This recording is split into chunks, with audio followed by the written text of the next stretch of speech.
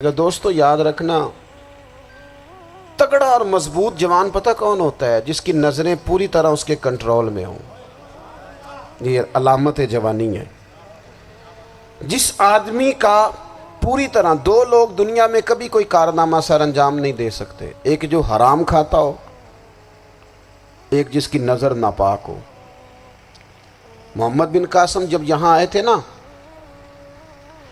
تو ایک دن بڑے پریشان تھے، تو ایک بزرگ کہنے لگے آپ کیوں پریشان ہیں؟ کہنے لگے راجہ دہر سے مقابلہ ہے اور ہماری فوج تو سندھ کے رستے بھی نہیں جانتی، زبان بھی نہیں جانتی، لڑیں گے کیسے؟ 2-4 دن کے بعد ان بزرگوں کی دوبارہ محمد بن قاسم سے ملاقات ہوئی تو بڑے خوش تھے۔ کہا اب آپ کیوں خوش ہیں؟ کہنے لگے وہ میرا مقابلہ نہیں کر سکتا، میں نے تحقیق کر لی ہے۔ کہا کیوں؟ کہنے لگے نظر کا گندہ ہے، اور جو نظر کے گندے ہوتے ہیں وہ میدانوں میں ٹھہرا نہیں کرتے۔ میدان کے لیے نکلنے کے لیے پاک جوانی کی ضرورت ہوتی، تطہیر مزاج ہونا ضروری ہوتا ہے، پاکیزہ افکار اور سچی اور سچی ستھری سوچوں کا ہونا ضروری ہوتا ہے۔ اس لیے فرمایا کہ میرا مقابلہ نہیں کر سکتا۔ حضرت عبداللہ ابن حذافہ کمرے میں تھے، تو وزیر کی بیٹی اندر سجی سنوری پہنچ گئی۔ جیسے ہی آپ نے اس کفر کی چال کو دیکھا تو تیمم کر کے نفل شروع کیے۔ وہ ساری رات بیٹھی رہی، رب کا بندہ ساری رات عبادت کرتا رہا۔ عبادت بڑا سہارا ہے، مصلی بڑا سہارا ہے اللہ کے بندوں۔ صبح دروازہ کھولا، وزیر نے اپنی بچی سے پوچھنا چاہتا تھا رزلٹ کیا نکلا، تو وہ کہنے لگی پیچھے ہٹ جا، اب تیرا میرا تعلق کوئی نہیں، میں نے نبی پاک کا کلمہ پڑھ لیا۔ اس نے کہا میں نے بھی زمانہ دیکھا ہے، پر یہ کیا لوگ ہیں، کستوری کے بنے ہوئے، سندل سے دھلے ہوئے، کہ میں ساری رات کمرے میں رہی اور 100 اور 1000 آدمی جس جوان کا مقابلہ نہ کر سکے، اتنا طاقتور جوان کمرے میں رہا اور اس نے نظر اٹھا کے نہ دیکھا۔ او کچا رنگ للاری والا جڑا چڑھدا تے لیندا رہندا ہے، اے عشق تیرے دا رنگ محمد چڑھیا پھر نہیں لیندا۔ میں کہا ایک دفعہ نظر اٹھا کے نہیں دیکھا، کمال ہو گئی۔ اتنے بڑے لوگ، اتنی بڑی سعادت مندی، فیروز بختی، معاملہ فہمی حد ہو گئی۔ اللہ اکبر۔ دوستو بادشاہ جب پوری طرح ہار گیا نا، اس نے کہا مار دو۔ تیل گرم کیا ایک کڑاہی میں، اور جب آپ کو اس میں ڈالنے لگے تو آپ کی آنکھوں میں آنسو آ گئے۔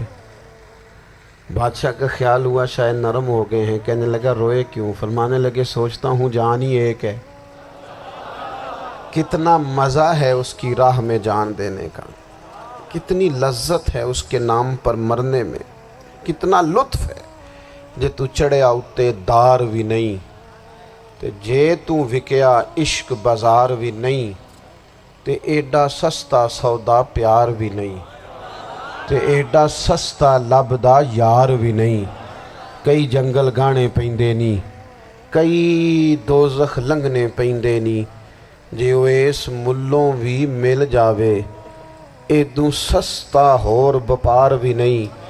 تے کچھ سمجھ نہ آوے لوکاں نوں وہ کادے نال شہید کرے، ڈٹھی یار دے ہاتھ تلوار بھی نہیں، پر او دا خالی جاندہ وار بھی نہیں۔ کہنے لگے ایک جان ہے نا، تو دل کرتا ہے ہزاروں ہوتی تو ایک ایک کر کے محبوب کے نام پہ قربان کرتا، جب میرے پاس ہے ہی ایک، کروں کیا؟ حضرت عبداللہ ابن حذافہ رضی اللہ تعالیٰ عنہ جب روئے اور بادشاہ نے یہ بات سنی، تو بادشاہ اٹھ کے کھڑا ہو گیا، سارے وزیروں مشیروں کو کہنے لگا تم نے کہا تھا نا بندہ ضائع کرنے والا نہیں، یہ بھی ضائع کرنے والا نہیں۔ کہنے لگا میرا ماتھا چومو، تم جیسے لوگوں کو قتل نہیں کرنا چاہیے، آزاد کرنا چاہیے۔ عزیز اپنی زندگی سے نا یہ بہت زیادہ ہرس، ہوس، طمع، اور یہ کسی بات کی بھی ہو، ہرس صرف پیسوں کی نہیں ہوتی ہے، شہرت کی بھی ہوتی ہے، یہ بیماری انسان کو اقتدار کی بھی ہوتی ہے، تعریف کی بھی بیماری ہوتی ہے، یہ سارے نقص ہوتے ہیں لوگوں کو، اور معاذ اللہ بعض جبوں کبوں کے اندر بھی ہوتے ہیں، وہاں بھی پنپتے ہیں۔ اپنی زندگی جب تک اس سادگی میں نہیں لاؤ گے جو رسول پاک نے عطا فرمائی ہے، جب لوگ آسانیوں میں پوری طرح الجھ گئے تو پھر وہ دور ہوئے اور کفر چڑھ گیا۔ دوسری بات، اللہ کے محبوب صلی اللہ تعالی علیہ وسلم کی محبت ہم سے تقاضا کرتی ہے کہ ہم اس مشن کے لیے کام کریں جس مشن کے لیے رسول پاک نے کام فرمایا ہے۔ ہم سارے کام بڑے مضبوطی سے، سوچ سمجھ کے، تدبر سے، حکمت سے، تقاضوں کو مد نظر رکھتے ہوئے کرتے ہیں سارے کام۔ دین کے کام میں ہمارا مزاج نہیں ہوتا، او ہو جائے گا جی، آپ بسم اللہ پڑھیں جی، شروع کریں جی۔ آپ تقاضوں کو سمجھیں، چیزوں کو دبائیں نہیں، چیزوں پر غور کریں۔ کسی کے ذہن کی سطح پر سوال ابھرتا ہے، اس کا تسلی بخش جواب دیں۔ اپنی زندگی میں دین کے کام کے لیے اپنے آپ کو وقف کریں، اور دین کے کام کے بہت سارے پہلو ہیں۔ ہزاروں لوگوں کو قرآن پاک ٹھیک پڑھنا نہیں آتا، ہزارہا لوگ ہیں جو قرآن مجید کے مطالب سے آگاہ نہیں ہیں، دین کی بنیادی ضروریات سے لوگ نابلد ہیں۔ میں آپ کو کس طرح یہ بات سمجھاؤں کہ ہزاروں کی تعداد میں طلاقیں اس لیے ہوتی ہیں کہ مردوں کو طلاق کے مسئلے نہیں آتے، انہیں پتہ نہیں ہے کہ مجھے حقوق زوجین کے معاملے میں کیسے چلنا۔ ڈھیر سارے گھروں میں تباہی اس لیے ہے کہ تربیت اولاد کا دینی منہج ہمیں نہیں پتا۔ اپنا حصہ ملائیں دین کے کام میں۔ ایک آدمی کو اگر تو نمازی کرنے میں کامیاب ہو گیا، تیری زندگی بدل گئی۔ وہ دین بیزار لوگ جو ہمارے بیچ بیٹھ کے ہماری نوجوان نسل کو پگڑی اور داڑھی کا نام لے کے بنیادی طور پر دین سے دور کرتے، ایسے نوجوانوں کو دین کا پیغام محبت دے کر دین کے قریب کرنا ہماری ڈیوٹیوں کا حصہ ہے۔ ہمیں ذمہ داری کا احساس کرنا پڑے گا، ہمیں یہ خاص قدم اٹھانا پڑے گا، توجہ دینی پڑے گی۔ مساجد، مدارس، میں آپ سے عرض کروں، اتنی ڈٹ کے مخالفت ہوتی ہے نا مدرسوں کی، اتنی ڈٹ کے۔ میں ادارہ چلاتا ہوں، اس کے چلانے میں جو مشکلات ہیں وہ تو ہم بتا نہیں سکتے آپ کو، اس لیے کہ میری قوم، میرا اس قوم سے تعلق ہے جو نعت خواں امیر کرنا چاہتی ہے، مدرسے نہیں۔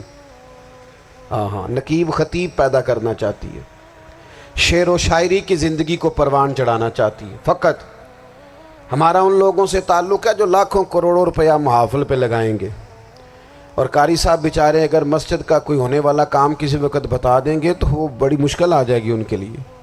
یہ کیسے ہو سکتا ہے، آپ نے یہ ڈیوٹی بتا دی۔ مدارس، اور جتنا اہم رول دین کو پھیلانے میں مدارس اسلامیہ کا ہے، اتنی زبردست، لوگوں کا خیال ہوتا ہے میری طرح کے لوگ شاید کام کرتے ہیں، ڈیوٹی کرتے ہیں۔ یہ 10-15 لوگ آپ کو نظر آتے ہیں جو آپ کو کہیں میڈیا پر یا ادھر ادھر ڈیوٹی کرتے، مخلص لوگ اپنی جگہ پہ، وہ بھی بڑا ہی کام کر رہے ہیں، جو میڈیا پہ آ کے بھی اخلاص سے اور درد دل سے کو دین کی، ان کی بھی کسی بات کی حوصلہ شکنی نہیں۔ لیکن ہزارہا اساتذہ جو مدارس میں بیٹھ کے پڑھاتے ہیں، جنہوں نے وہ سارے لوگ تیار، آپ سمجھ نہیں سکتے کتنا بڑا کام۔ حفظ کا استاد جو ہوتا ہے نا، اس کی ڈیوٹی 24 گھنٹے ہوتی ہے، فجر سے پہلے، اور اس نے بچوں کو اٹھانا۔ تنخواہ تو ہم انہیں دینا نہیں نہ چاہتے جی، تنخواہ نہیں دے دی انہوں نے، ہمیں مولوی امیر نہ ہو جانا۔ مولوی نو تے سوٹ بھی 27ویں والی رات دے ہے تاکہ کدھر سوان کے عید والے دن پا نہ لوے، چونکہ 27ویں تو بعد تے درزی پھڑتا ہی کوئی نہیں، کیوں حضرت؟ ایسے ہی ہے نا، اس وقت تو نہیں نہ لیتا۔ تو ہم چاہتے ہیں مولوی ہماری مرضی کے ہماری طرح کا سوٹ نہ پہن لے۔ مدارس کی مضبوطی، آپ یہ دیکھ لیں، یہ صلاح الدین ایوبی کا تعلق بھلا کس چیز سے تھا؟